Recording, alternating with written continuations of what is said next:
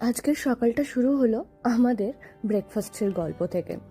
Breakfast করে নেওয়ার পর আজকে বাড়িতে একটু মাছ আর একটুখানি চিংড়ি মাছ রান্না করব ভেবেছি। তো দেখলাম হঠাৎ করেই যে লঙ্কা নেই, তো তারপরে একটু লঙ্কা নিতে চলে গেলাম। এখানে কিন্তু দেশীয় লঙ্কা, সেই লঙ্কাটা কিন্তু আবার ওই ইন্ডিয়ান একটা গ্রসারিতেই পাওয়া যায়, সেজন্য সেখানে শুধুমাত্র লঙ্কা কেনার জন্যই যেতে হয়েছিল।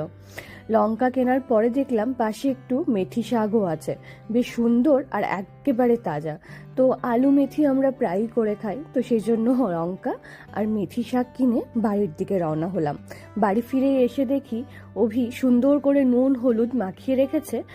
মাছের মধ্যে স্যামন ছিল আর চিংড়ি ছিল। অভি বলছে এই প্রথম দেখবে লোকজন যে স্যামন দিয়ে একেবারে বাঙালি আলুর ঝোল বানাবো, আর চিংড়িটাকে সর্ষে দিয়ে, কারণ ও রাত্রে রুটি খায়, আমি একটু ভাত খাই, না হলে আমার একদম পোষায় না। তো ভাতের সাথে